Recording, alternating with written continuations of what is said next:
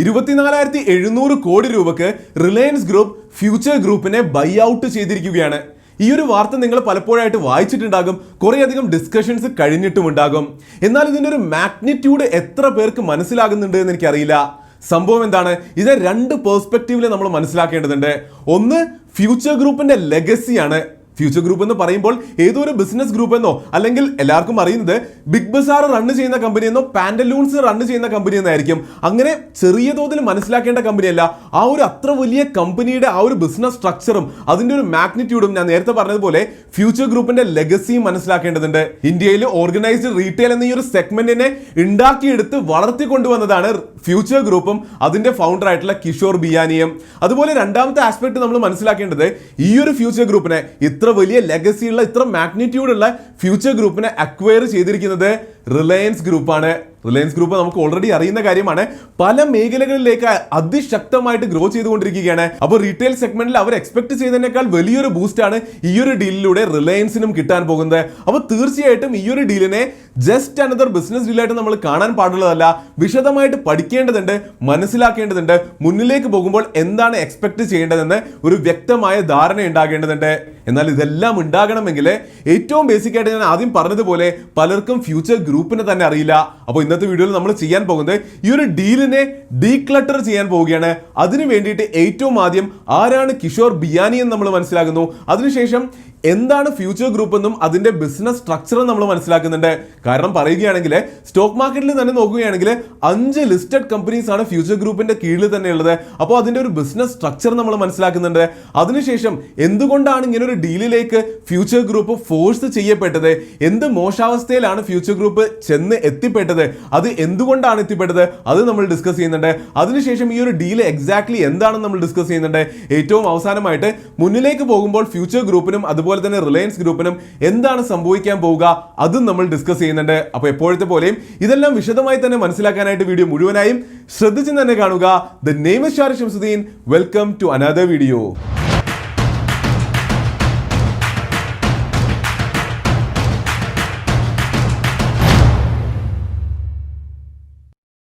അപ്പോൾ ഏറ്റവും ആദ്യം ഒരു ട്രിബ്യൂട്ട് ആയിട്ട് അതുപോലെ തന്നെ ഒരു പെർസ്പെക്റ്റീവ് ബിൽഡ് ചെയ്യാനായിട്ട് നമുക്ക് മിസ്റ്റർ കിഷോർ ബിയാനിയുടെ ജീവിതകഥ വളരെ പെട്ടെന്നൊന്ന് കേൾക്കാം.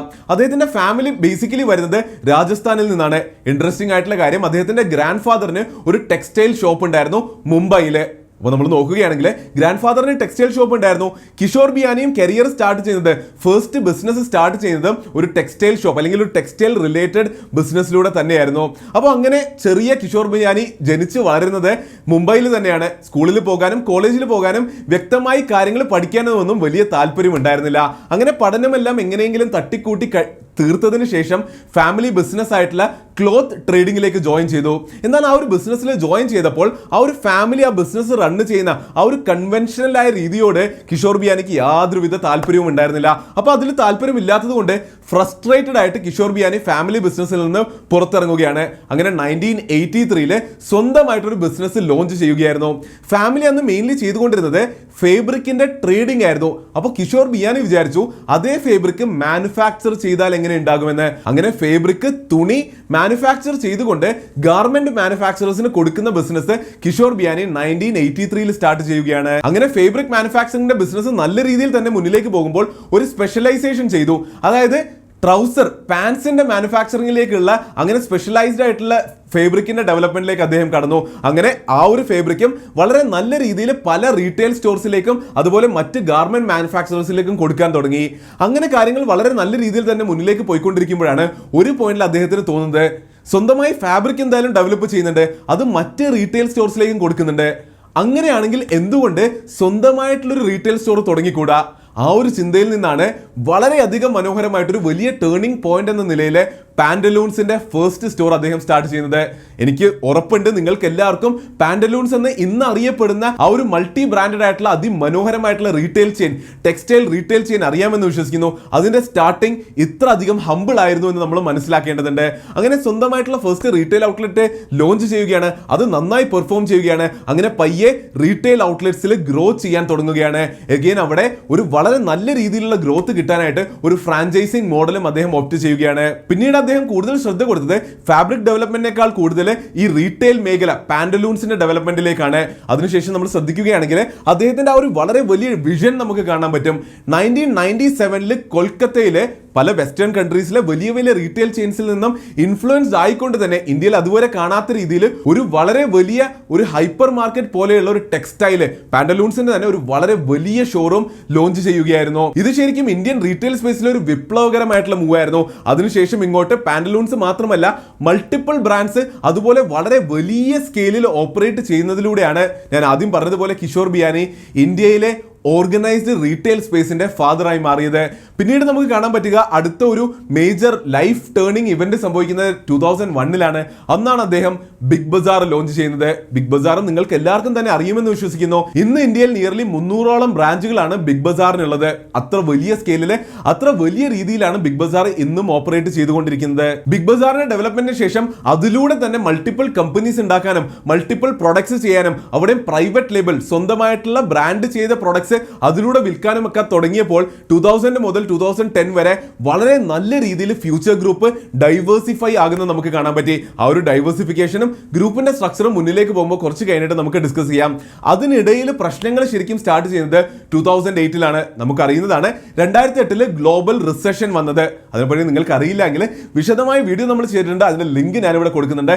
വളരെ വ്യക്തമായിട്ട് 2008 റിസഷൻ നിങ്ങൾക്ക് മനസ്സിലാക്കാൻ പറ്റുന്നതാണ്. അപ്പോൾ 2008 റിസഷൻ വന്നപ്പോൾ പ്രശ്നം സംഭവിച്ചത് കിഷോർ ബിയാനിന്റെ അതുവരെയുള്ള ബിസിനസ്സുകളെല്ലാം ഹൈലി ലിവറേജ്ഡ് ആയിരുന്നു. കുറേയധികം കടങ്ങൾ എടുത്തുകൊണ്ട് കുറേ ബാങ്ക് ലോൺസ് എടുത്തുകൊണ്ടാണ് ബിസിനസ് നടത്തിക്കൊണ്ടിരുന്നത്. പാന്റലൂൺസിലേക്ക് നോക്കുകയാണെങ്കിൽ അവരുടെ ഡെറ്റ് ടു ഇക്വിറ്റി റേഷ്യോ 3:1 ആയിരുന്നു. നമ്മൾ എപ്പോഴും ഡിസ്കസ് ചെയ്യുന്നതാണ് ഒരു ബിസിനസ്സിന് ഒരിക്കലും ഡെറ്റ് ഇക്വിറ്റി റേഷ്യോ കൂടിയിരിക്കുന്നത് അല്ലെങ്കിൽ കുറെ കടം എടുത്ത് ബിസിനസ് നടത്തുന്നത് ഒരിക്കലും നല്ല കാര്യമല്ല. അതുകൊണ്ട് തന്നെ 2008 റിസഷൻ സംഭവിച്ചപ്പോൾ വളരെ വലിയ ഹിറ്റാണ് പാന്റലൂൺസിനും അതുപോലെ തന്നെ ബിഗ് ബസാറിനും സംഭവിച്ചത്. അപ്പോൾ അതെല്ലാം സംഭവിച്ചു മുന്നിലേക്ക് പോകുമ്പോഴും ഡെറ്റ് റിട്ടേൺ ആയതുകൊണ്ട് തന്നെ ആ ബിസിനസിനെ സ്കെയിൽ ചെയ്യാൻ മുന്നിലേക്ക് നല്ല രീതിയിൽ കൊണ്ടുപോകാൻ കിഷോർ ബിയാനി ബുദ്ധിമുട്ടി. അങ്ങനെ ആ ഡെറ്റ് ട്രാപ്പിൽ നിന്ന് രക്ഷപ്പെടാനെല്ലാം കൂടിയാണ് അവർ 2008-2010 കാലഘട്ടത്തിലെ പാന്റലൂൺസ് എന്ന കമ്പനിയുടെ നിയർലി 50.1% അതായത് ആ കമ്പനിയുടെ കൺട്രോളിംഗ് സ്റ്റേക്ക് തന്നെ ആദിത്യ ബിർല ഗ്രൂപ്പിന് വിൽക്കേണ്ടി വന്നത്. തീർച്ചയായിട്ടും അദ്ദേഹത്തിന്റെ ലൈഫിലെ കരിയറിലെ തന്നെ ഒരു വളരെ മോശം മൊമെന്റ് ആയിരുന്നു അത്. എന്നാലും വിട്ടുകൊടുക്കാതെ ബിഗ് ബസാർ എന്ന ആ ഒരു ബ്രാൻഡിനെ വളരെ നല്ല രീതിയിൽ ഗ്രോ ചെയ്യാനും അതുപോലെ തന്നെ ഞാൻ നേരത്തെ പറഞ്ഞതുപോലെ ഫ്യൂച്ചർ ഗ്രൂപ്പിനെ ഡൈവേഴ്സിഫൈ ചെയ്തുകൊണ്ട് മൾട്ടിപ്പിൾ ഡൊമൈൻസിലേക്ക് എൻ്റർ ചെയ്യാനും അദ്ദേഹത്തിന് സാധിച്ചിട്ടുണ്ട്. അങ്ങനെ 2010 കഴിഞ്ഞ് ഇപ്പോൾ വരെ നമ്മൾ നോക്കുകയാണെങ്കിൽ തീർച്ചയായിട്ടും ഗ്രൂപ്പ് ഗ്രോ ചെയ്തിട്ടുണ്ട്, മൾട്ടിപ്പിൾ ബിസിനസ്സിലേക്ക് പോയിട്ടുമുണ്ട്. എന്നാൽ നേരത്തെ കണ്ട ആ ഒരു പ്രശ്നം ഇന്നും നിലനിൽക്കുന്നുണ്ട്. അതായത് വളരെ വലിയ കടങ്ങൾ എടുത്തുകൊണ്ട് ചെറിയ മാർജിൻ ബിസിനസ്സാണ് ചെയ്തുകൊണ്ടിരിക്കുന്നത്. അപ്പോൾ പുറത്തുനിന്ന് നോക്കുമ്പോൾ കളറാകുന്നുണ്ടെങ്കിലും പലപ്പോഴും പറയാറുള്ളത് പോലെ എന്നാൽ അവരുടെ ഫണ്ടമെന്റൽസിലേക്ക് നോക്കുകയാണെങ്കിൽ ഹെവിലി ഡെറ്റ് റിട്ടേൺ ആയിട്ടുള്ള കുറേയധികം കടങ്ങളുള്ള ബിസിനസ്സാണ് നമുക്ക് കാണാൻ പറ്റുന്നത്. അത്രയധികം കടങ്ങൾ വന്നതുകൊണ്ട് തന്നെയാണ് ഇപ്പോൾ ഇങ്ങനൊരു ഡീലിലേക്കും ഇവർ ഫോഴ്സ്ഡ് ആയത്. അതിനെപ്പറ്റി നമുക്ക് പിന്നീട് സംസാരിക്കാം. എന്നാൽ അതിനു മുൻപ് ഇത്രയും എന്തായാലും മനസ്സിലായിട്ടുണ്ട് കിഷോർ ബിയാനിയുടെ കഥയും അതിനുശേഷം എങ്ങനെയും ഫ്യൂച്ചർ ഗ്രൂപ്പ് ബിൽഡായി വന്നു എന്ന് മനസ്സിലായി എന്ന് വിശ്വസിക്കുന്നു. അപ്പോൾ അത് മനസ്സിലായിട്ടുണ്ടെങ്കിൽ ഇപ്പോൾ ഫ്യൂച്ചർ ഗ്രൂപ്പിന്റെ ബിസിനസ് സ്ട്രക്ചർ നമ്മൾ മനസ്സിലാക്കേണ്ടതുണ്ട്. ഇപ്പോൾ ഈ ഗ്രൂപ്പിലുള്ള മൾട്ടിപ്പിൾ ബിസിനസ്സിനെ മനസ്സിലാക്കുന്നതിന്റെ ഭാഗമായിട്ട് ഏറ്റവും ആദ്യം നമ്മൾ മനസ്സിലാക്കേണ്ടത് ഈ ഗ്രൂപ്പിന്റെ കീഴിലുള്ള 5 ലിസ്റ്റഡ് കമ്പനീസ് ആണ്. സ്റ്റോക്ക് മാർക്കറ്റ് പാർട്ടിസിപ്പൻസിന് തീർച്ചയായിട്ടും അറിയുന്നതായിരിക്കും. ഒന്ന് ഫ്യൂച്ചർ റീറ്റെയിൽ ആണ്, 2 fusion life style and fashion limited ആണ്, 3 ഫ്യൂച്ചർ സപ്ലൈ ചെയിൻ എന്നൊരു കമ്പനി ഉണ്ട്, 4 ഫ്യൂച്ചർ എന്റർപ്രൈസസ് ലിമിറ്റഡ് ഉണ്ട്, 5 ഫ്യൂച്ചർ കൺസ്യൂമർ ലിമിറ്റഡ് ആണ്. അപ്പൊ ഈ ഒരു 5 കമ്പനീനെ പറ്റിയും ബേസിക് ഐഡിയ നമുക്ക് കിട്ടേണ്ടതുണ്ട്. അതിനുശേഷം ഈ 5 കമ്പനിയുടെയും പുറത്തുള്ള മറ്റ് ഫ്യൂച്ചർ ഗ്രൂപ്പ് കമ്പനീസിനെ നമുക്ക് പരിചയപ്പെടാം. ഏറ്റവും ആദ്യത്തെ ഫ്യൂച്ചർ റീറ്റെയിൽ ലിമിറ്റഡ് ആണ്. അപ്പോൾ നമുക്ക് എല്ലാവർക്കും അറിയുന്ന ബിഗ് ബസാർ വരുന്നത് ബേസിക്കലി ഫ്യൂച്ചർ റീറ്റെയിൽ ലിമിറ്റഡിന്റെ കീഴിലാണ്. എന്നാൽ ബിഗ് ബസാർ മാത്രമാണോ? ഒരിക്കലുമല്ല. അതിനുമായി ബന്ധപ്പെട്ട മറ്റ് റീറ്റെയിൽ മേഖലകളിലെ എല്ലാ കമ്പനികളും വരുന്നത് ഫ്യൂച്ചർ റീറ്റെയിൽ ലിമിറ്റഡിന്റെ കീഴിലാണ്. നിങ്ങൾക്കിപ്പോൾ സ്ക്രീനിൽ കാണാൻ പറ്റുന്നുണ്ട് ഇത്ര അധികം കമ്പനീസും ബ്രാൻഡ്സും ചെയിൻസും നീൽഗിരീസും ഫാഷനറ്റ് ബിഗ് ബസാറും അടക്കമുള്ള മൾട്ടിപ്പിൾ ബ്രാൻഡ്സ് ഇതിന് കീഴിൽ വരുന്നുണ്ട്. ഇതുകൊണ്ട് തന്നെയാണ് ഞാൻ പറഞ്ഞത് ഫ്യൂച്ചർ റീറ്റെയിൽ എന്ന് പറയുമ്പോൾ പലപ്പോഴും നമ്മൾ ഒരു ബിഗ് ബസാർ എന്നോ അല്ലെങ്കിൽ പാന്റലൂൺസ് എന്നോ ചിന്തിച്ച് തീർത്ത് കളയാറുണ്ട്. എന്നാൽ ഇതിന്റെ കീഴിൽ എത്രയോ ബ്രാൻഡ്സ് ഉണ്ട്. ഇന്ത്യയിലെ റീറ്റെയിൽ സെഗ്മെന്റിലേക്ക് നോക്കുകയാണെങ്കിൽ അതിനെപ്പറ്റി സംസാരിക്കുകയാണെങ്കിൽ തീർച്ചയായിട്ടും ഫ്യൂച്ചർ ഗ്രൂപ്പിനെ പറ്റിയും ഫ്യൂച്ചർ റീറ്റെയിലിനെ പറ്റിയും സംസാരിക്കാതെ ഒരിക്കലും തന്നെ നമുക്ക് നിർത്താൻ കഴിയുന്നതല്ല. രണ്ടാമത് നമ്മൾ ഡിസ്കസ് ചെയ്യേണ്ടത് future life style and fashion limited എന്ന കമ്പനിയെ പറ്റിയാണ്. ഈ ഒരു എൻറ്റിറ്റിനെ എടുത്ത് നോക്കുകയാണെങ്കിൽ കാര്യങ്ങൾ കുറെ ഇൻട്രസ്റ്റിംഗ് ആണ്. ഇതിനകത്തും മൾട്ടിപ്പിൾ റീറ്റെയിൽ ചെയിൻസ് വരുന്നുണ്ട്. വളരെയധികം ഫേമസ് ആയിട്ട് നമുക്ക് എല്ലാവർക്കും അറിയുന്ന വളരെ വലിയ പ്രസൻസ് തന്നെയുള്ള റീറ്റെയിൽ ചെയിൻസ് ഇതിന് കീഴിലും വരുന്നുണ്ട്. അതുപോലെ തന്നെ ഫ്യൂച്ചർ ഗ്രൂപ്പിന് കീഴിലുള്ള മേജർ പല ബ്രാൻഡ്സും അത് ഈ കമ്പനിയുടെ കീഴിൽ വരുന്നുണ്ട്. അവർ റീറ്റെയിൽ ചെയിനെ പറ്റി പറയുകയാണെങ്കിൽ central, brand factory, planet sports ഇതെല്ലാം ഈ ഒരു എൻറ്റിറ്റിയുടെ കീഴിലാണ് വരിക.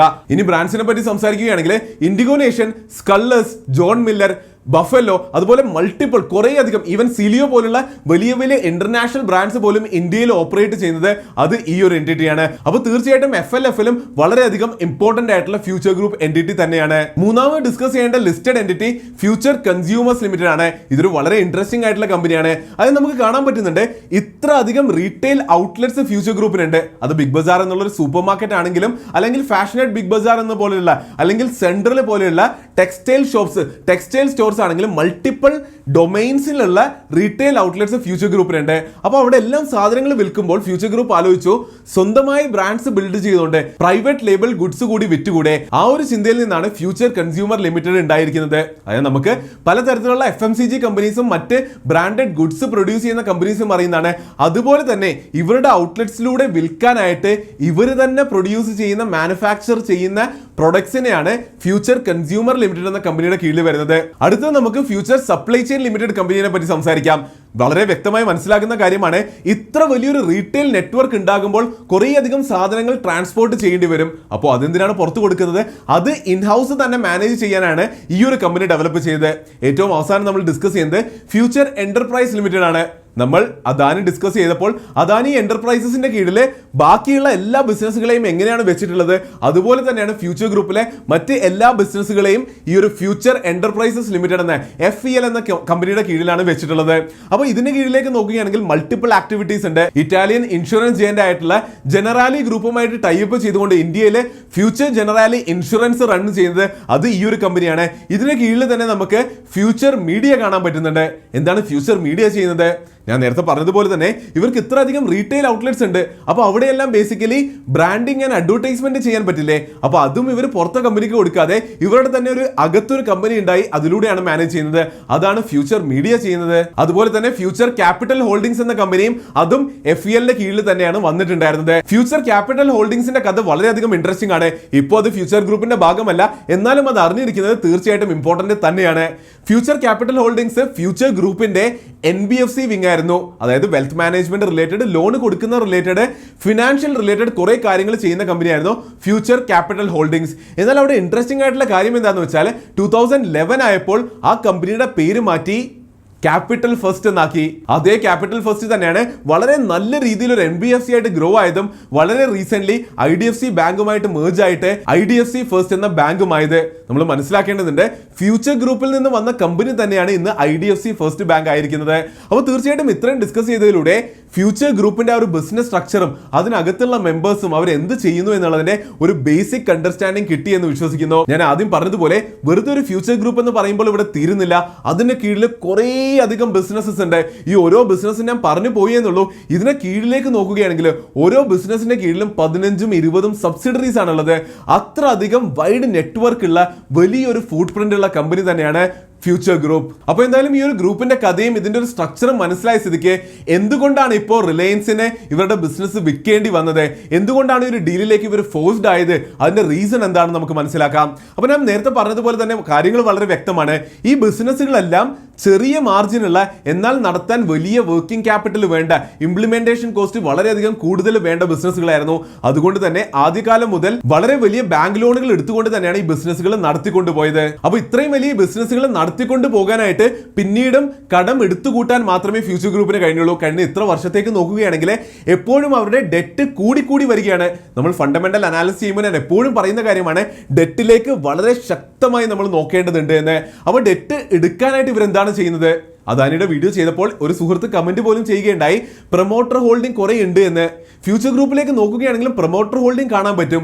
എന്നാൽ വളരെയധികം ബിറ്റർ ആയിട്ടുള്ള ട്രൂത്ത് എന്താണെന്ന് വെച്ചാൽ ഈ പ്രൊമോട്ടർ ഹോൾഡിംഗ് ഇന്ന് ഫ്യൂച്ചർ ഗ്രൂപ്പിലെ ഓൾമോസ്റ്റ് എല്ലാ കമ്പനീസിലെയും 100% പ്രൊമോട്ടർ ഹോൾഡിംഗും ഓൾറെഡി പ്ലെജ്ഡ് ആണ്. അപ്പോൾ ഇത്ര അധികം മോശമായ ഒരു അവസ്ഥയിലേക്കാണ് ഫ്യൂച്ചർ ഗ്രൂപ്പ് എത്തി നിൽക്കുന്നത്. റീസെന്റ് നമ്മൾ നോക്കുകയാണെങ്കിൽ ഇവിടെ ഫോറിൻ ബോൺസിന്റെ പുറത്ത് നിയർലി 3600 കോടി രൂപയുടെ ബോൺസ് ഇവർ ഇഷ്യൂ ചെയ്തിട്ടുണ്ട്. അതിന്റെ പുറത്ത് നിയർലി 100 കോടി രൂപയുടെ ഇൻട്രസ്റ്റ് കൊടുക്കാനുണ്ടായി. ആ ഒരു 100 കോടി ഇൻട്രസ്റ്റ് പോലും കൊടുക്കാൻ പറ്റുന്നില്ല എന്നുള്ളൊരു മോശം അവസ്ഥയിലേക്ക് ഇവർ എത്തുകയായിരുന്നു. അപ്പോൾ തീർച്ചയായിട്ടും ഇത്രയും ഡെറ്റ് എടുക്കുകയും ആ ഡെറ്റിന്റെ ഇൻട്രസ്റ്റ് പോലും കൊടുക്കാൻ പറ്റാത്തൊരു അവസ്ഥയിലേക്ക് എത്തിയപ്പോൾ മുന്നിലേക്ക് ഗ്രോ ചെയ്യാനും ഫണ്ടില്ല, ഓൾറെഡി ഉള്ള കടങ്ങൾ തിരിച്ചടക്കാനും ഫണ്ടില്ലാത്ത ഒരു അവസ്ഥയിലേക്ക് എത്തിയപ്പോൾ 2 മാർഗ്ഗങ്ങളെ അവരുടെ മുന്നിലുണ്ടായിരുന്നുള്ളൂ. ഐദർ ഒരു പ്രൈവറ്റ് ഇക്വിറ്റി ഇൻവെസ്റ്റർ വരിക, പുറത്തുനിന്ന് ഫണ്ട് റേസ് ചെയ്യുക. അതെന്തായാലും ഈ ഒരു സിറ്റുവേഷനിൽ ഇവർക്ക് പറ്റില്ല. ഇത്രയും മോശമായ ഒരു അവസ്ഥയിലേക്ക് ഒരു ഇൻവെസ്റ്റ്മെന്റ് റേസ് ചെയ്യല് വളരെയധികം ബുദ്ധിമുട്ടായിട്ടുള്ള കാര്യമാണ്. രണ്ടാമത്തെ മാർഗം അത് തന്നെയാണ് ഇവരിപ്പോൾ ഇവിടെ ചെയ്തിരിക്കുന്നത്. അതായത് ഇവരുടെ ബിസിനസ് ഒരു ഇൻട്രസ്റ്റഡ് ആയിട്ടുള്ള ഒരു ബയ്യർക്ക് വിറ്റ് കാര്യങ്ങൾ ഒഴിവാക്കുക. അപ്പോൾ അങ്ങനെയാണ് ഈ ഒരു ഡീലിലേക്ക് എത്തുന്നത്. അപ്പോൾ ഇനി നമുക്ക് ഈ ഒരു ഡീല് വളരെ വ്യക്തമായിട്ട് മനസ്സിലാക്കാം. ഇവിടെ റിലയൻസ് ഗ്രൂപ്പ് ഫ്യൂച്ചർ ഗ്രൂപ്പിന്റെ എല്ലാ ബിസിനസ്സുകളും വാങ്ങിച്ചിട്ടില്ല. ഫ്യൂച്ചർ ഗ്രൂപ്പിന്റെ കീഴിൽ തന്നെയുള്ള retail, wholesale, logistics, warehousing ഈ ബിസിനസ്സുകളെയാണ് റിലയൻസ് വാങ്ങിച്ചിട്ടുള്ളത്. അപ്പോൾ റിലയൻസ് വാങ്ങിച്ചു എന്ന് പറയുമ്പോൾ റിലയൻസ് ഗ്രൂപ്പിന്റെ കീഴിൽ തന്നെ കുറെ കമ്പനീസ് ഇല്ലേ, അവരിൽ ആരാണ് വാങ്ങിച്ചതെന്ന് വ്യക്തമായി നമുക്ക് മനസ്സിലാക്കാം. അപ്പോൾ റിലയൻസ് ഇൻഡസ്ട്രീസ് ലിമിറ്റഡ് ആണ് ലിസ്റ്റഡ് ആയിട്ടുള്ള കമ്പനി.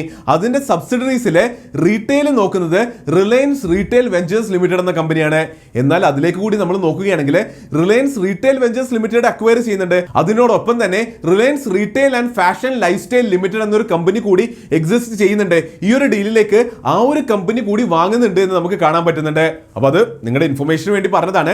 റിലയൻസ് ഇൻഡസ്ട്രീസ് ലിമിറ്റഡിന്റെ കീഴിലുള്ള റീറ്റെയിലിലേക്ക് നോക്കുന്ന ഈ 2 കമ്പനീസ് ആണ് ബേസിക്കലി ഫ്യൂച്ചർ ഗ്രൂപ്പിനെ അക്വയർ ചെയ്തിട്ടുള്ളത്.